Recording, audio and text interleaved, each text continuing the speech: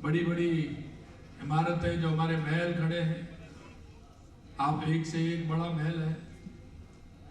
आप सब जानते हैं, जैसलमेर हो, बीकानेर हो,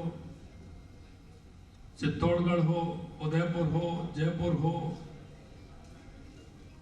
रणथंभौर हो, कहीं भी जहां भी आप देखेंगे अलग ही। आप प्राकृतिक सौंदर्य, आप अगर एक दृष्टि से देखें तो पूरे भारत की देख लीजिए। यहाँ डेजर्ट भी है तो झीलें भी है, झीलें में है तो आप देख रहे हैं कि वाइल्ड लाइफ भी है, पहाड़ों के ऊपर महल भी है।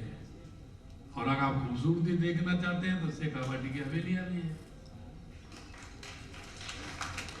क्या आप देखना चाहते हैं वो सब कुछ राजस्थान के अंदर है। अगर आप काम करना चाहते हैं तो आप देख सकते हैं कि राजस्थान के अंदर, राज्य के राजस्थान में 35 लाख करोड़ के काम हुए और 7 लाख करोड़ के काम ये अभी तो साल भर नहीं हुआ है, 10 दिसंबर को होगा। 10 महीने हुए हैं अभी। 10 महीने में 7 लाख करोड़ के काम धरती पर, जमीन पर उतर गए। और हमने कहा है कि जब हमारा 1 साल हो जाएगा, अभी हमारा 20% है, लेकिन जिस दिन 1 साल हो जाएगा 25% से ऊपर राजस्थान उनको जमीन पर 25% से ज्यादा हमारे एमओ को जमीन पर उतारने का काम करेगा। आपने देखा है कि हमारी नीतियां, क्यों कोई नीति ही नहीं थी। अगर आप नीति बना करके किसी भी क्षेत्र में काम नहीं करेंगे तो काम का संतुलन ठीक नहीं होगा, उसकी नीति ठीक नहीं होगी तो ठीक प्रकार से काम नहीं होता है। हमारे ये नहीं है कि शकल देख करके काम करें, हमारा नीतियों से काम होता है। हर नीति को हमने बनाया है, आपके अनुकूल बनाया है कि व्यापारियों को लाभ किस तरह से हो सकता है, उस हिसाब से हमें हमारी 20 से ज्यादा नीति हमने लागू की है। इन नीतियों में राजस्थान निवेश प्रोत्साहन योजना रिप्स 2024 के तहत आकर्षक वित्तीय प्रोत्साहन पैकेज उपलब्ध भी कराए गए। आपको जानकर खुशी होगी कि इसके तहत हमने पिछले 1.5 वर्षों में लगभग 1400 करोड़ रुपए की सब्सिडी उद्योगों को दी है। इसके अलावा हमने अलग अलग क्षेत्रों में कई नीतियां लागू की है ताकि निवेशकों के लिए उचित सुविधाएं सुनिश्चित की जा सके।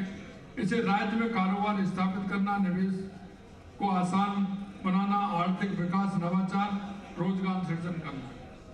और मैंने कर्म भूमि से मातृभूमि आपको बताया कि ग्राउंड वाटर ऊपर आ रहा है, इसके लिए मैं आपको धन्यवाद देता हूँ। ये आपकी वजह से बारिश तो हो रही है, लेकिन उस बारिश के पानी को रोक करके जमीन में डालने का काम मेरा कर्म भूमि से मातृभूमि अभियान में मेरा प्रवासी भाई कर रहा है। इसके लिए मैं उनको भी धन्यवाद देना चाहता हूं। आप अगर देखेंगे टेक्सटाइल, मैं टेक्सटाइल की बात इसलिए कर रहा हूं कि आप 1 यूनिट यहां लगा रखी है तो सही कहा, 1 यूनिट आपने यहां लगा रखी है तो राजस्थान में भी लगाइए। राजस्थान में टेक्सटाइल के क्षेत्र में आगे। और मैं इतना भी कहूंगा कि राजस्थान पॉलिस्टर, विस्कोस यार्न, धागा, सिंथेटिक मटेरियल, ऊन, पारंपरिक ब्लॉक प्रिंट्स क्षेत्रों में देश का सबसे बड़ा उत्पादक राज्य है। विश्व प्रसिद्ध बांधनी, लहरिया, कोटा डोरिया, ब्लॉक प्रिंटिंग से लेकर के आधुनिक फैब्रिक क्लस्टर तक राजस्थान विविधता और अद्भुत है। अगर आप कहेंगे चिकित्सा एवं स्वास्थ्य, फार्मा में, क्योंकि फार्मा में भी काम है तो राजस्थान में भी फार्मा में काम है, तो फार्मा के क्षेत्र में भी आइए। कोई भी इंडस्ट्री ऐसी नहीं है जिसमें आप आ नहीं सकते। और वो मैं इसलिए कहना चाहता हूं कि जिस व्यक्ति जो जिस इंडस्ट्री में काम करता है उसको उसका अनुभव होता है और अनुभव का लाभ राजस्थान को मिले, आपके अनुभव का लाभ राजस्थान को मिले। इसलिए किसी भी इंडस्ट्रीज में आएंगे राजस्थान में आपको वही सुविधा मिलेगी जो आप लेना चाहते हैं। इसी तरह से फार्मा, मैन्युफैक्चरिंग और पीसीबी में भी आप नेटवर्क में काम कर सकते हैं। आईटी टेक्नोलॉजी के क्षेत्र में भी संभावना है, उस क्षेत्र में भी काम कर सकते हैं। डिजिटल गवर्नेंस और नवाचार के क्षेत्र में राजस्थान अग्रणी भूमिका निभा रहा है। जयपुर, जोधपुर में अत्याधुनिक एयरपोर्ट डेटा सेंटर स्थापित किए गए हैं जो भारत की सबसे बड़ी सरकारी स्वामित्व वाली सुविधा है। आपको मैं कहना चाहता हूँ रसायन और पेट्रोलियम में काम करना चाहते हैं तो उसमें भी संभावना है। और अगले दिसंबर में एक काम और होने वाला है और उसमें तो ये है कि मैं आपसे कहूंगा पहले आएगा पहले पाएगा। वो क्या है कि हमारी रिफाइनरी 15 दिसंबर को चालू हो जाएगी। पेट्रोकेमिकल के क्षेत्र में अगर काम करना चाहते हैं तो हमारी बिल्कुल तैयार है, हमारी इंडस्ट्रियल पूरी तरह से तैयार है। और यहाँ तक अगर हम उसमें पूरा बिजली का कनेक्शन लेकर के आपको कितना बड़ा टीन सेट चाहिए वो भी लगा करके हम आपको कंप्लीट दे देंगे। आप आइए, मशीन लगाइए और काम प्रारंभ कर दीजिए। उसके लिए भी हम काम कर रहे हैं। इसी तरह से ऊर्जा के क्षेत्र में आपने देखा कि ऊर्जा के क्षेत्र में हमारा किसान पहले अन्नदाता था, लेकिन प्रधानमंत्री जी के नेतृत्व में हमारा किसान ऊर्जा दाता भी बन रहा है। और मैं आपको कहूं 27 के लिए कहा है मैंने कि मैं राजस्थान के किसान को 2027 तक दिन में बिजली देने का काम करेंगे। लेकिन आपको बताते हुए मुझे खुशी है कि 22 जिलों में किसान को दिन में बिजली देने का काम हमारी सरकार ने कर दिया। बिजली के क्षेत्र में लगातार हमने काम किया है। 2800 मेगावाट का क्षमता का 42,000 करोड़ रुपए की लागत से बनने वाला न्यूक्लियर पावर परियोजना का शिलान्यास माननीय प्रधानमंत्री जी ने 25 सितंबर को किया है। इसके क्षेत्र में भी हम लगातार काम कर रहे हैं, चाहे वो बैटरी स्टोरेज हो, पंप स्टोरेज हो, रूफटॉप सोलर हो, पीएम कुसुम हो, विकेंद्रीकृत सोलर प्रोजेक्ट ऊर्जा के क्षेत्र में 2.25 वर्ष में हमने क्षेत्र में उल्लेखनीय कार्य किया है। और यही हम चाहते हैं कि किसी भी क्षेत्र में आप आ सकते हैं, उसमें भी काम कर सकते हैं। टीबीसीबी व्यवस्था के तहत 23,000 करोड़ रुपए के प्रसारण तंत्र के लिए टेंडर जल्द आमंत्रित किए जा रहे हैं। पर्यटन में मैंने बता दिया, क्योंकि हमारे पास धरोहर है और माननीय प्रधानमंत्री जी कहते हैं कि विरासत और विकास दोनों साथ साथ चलने चाहिए। और शेखावाटी के आप काफी लोग हैं। जब मैं शेखावाटी के क्षेत्र में गया तो वहां कुछ लोग हवेलियों को तोड़ करके कुछ बना रहे। हमने पूरा बैन लगा दिया, हवेलियों को कोई नहीं तोड़ेगा, क्योंकि वो हमारी विरासत है। आप बड़ा मकान बना सकते हैं, पैसा हो सकता है, लेकिन हवेली नहीं बना सकते। तो हमने उसमें निर्णय लिया कि कोई भी हवेली नहीं टूटेगी। हमने ओनर है, मालिक, सबको हमने बुलाया। एक हमने मीटिंग की, 300-350 लोग आए, उन सबको कहा है और वो सब इसमें लगे हुए हैं। मैं आपसे इतना ही कहना चाहता हूं कि ग्रामीण टूरिस्ट हमारा उसमें किस तरह से आगे बढ़ सकता है, पर्यटन, उसको भी हम बढ़ा रहे हैं।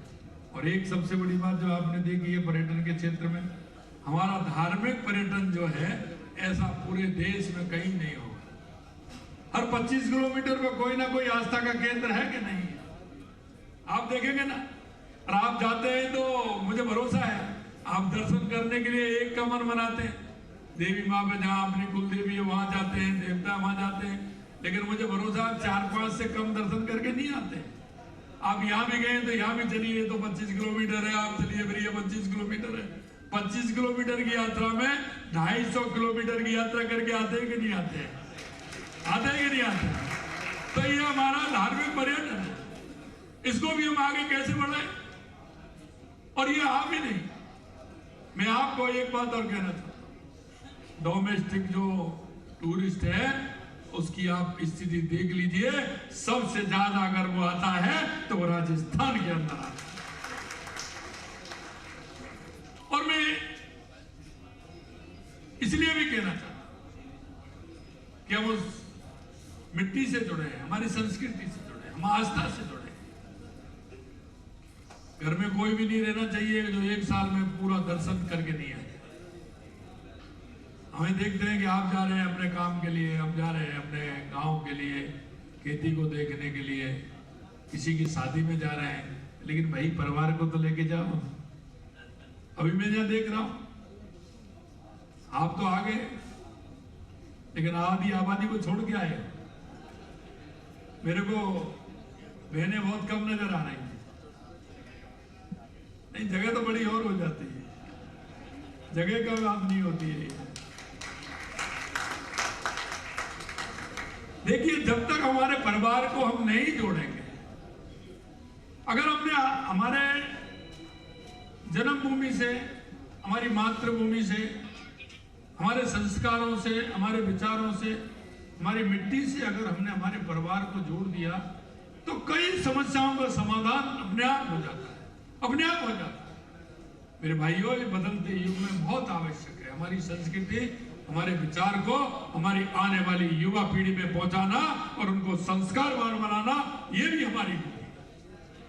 अगर जो आस्था के केंद्रों पर जाएंगे तो आस्था के केंद्रों से जो उनको ऊर्जा मिलेगी, जो उनका मोटिवेशन होगा परिवार के प्रति, माता पिता के प्रति, दादा दादी के प्रति, उन सब के प्रति जो एक भाव जागृत होता है, वो आवश्यक है। आज आपका अपना, मैं गया था हैदराबाद, मेरे भाई तेमा चैप्टर में है वो, उन्होंने कहा साहब अब हमारी समझ में आया है, हमारे पिताजी हमसे क्यों कहते थे, और वो हर साल में 2 बार राजस्थान जाते थे, तो हमें अब मालूम पड़ा।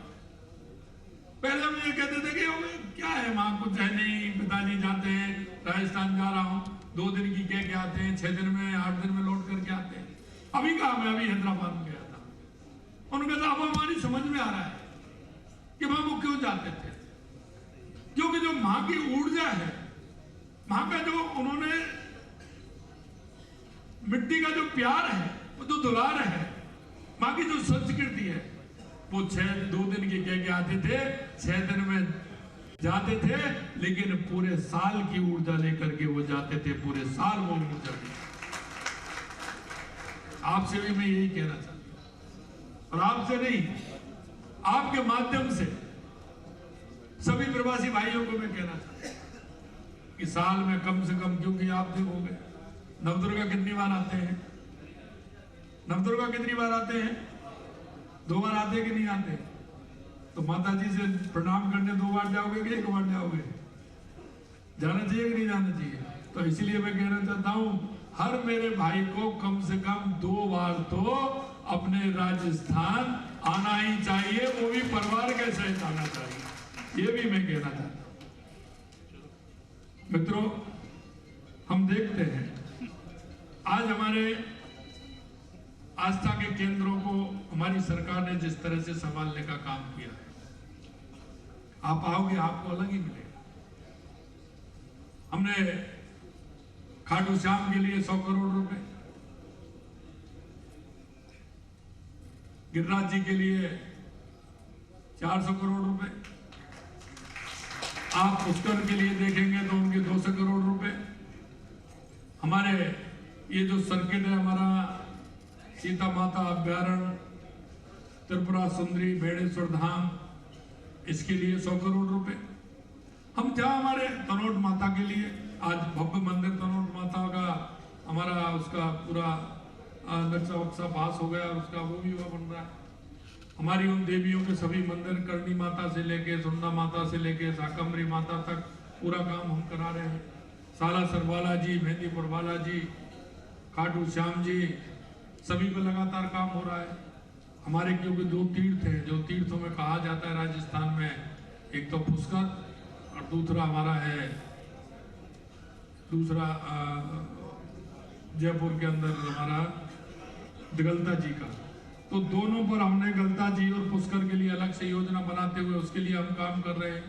हमारे धार्मिक जो सर्किट है उसको मजबूत बनाते हुए हमारे उन आस्था केंद्रों को संभालने का काम कर रहे हैं, और उनके साथ साथ हमारे पर्यटन के स्तर, हमारा ताल छापर हो, सरिस्का हो, रामगढ़ बिजदारी हो, इन सभी को हमें संभालने का काम हम कर रहे हैं।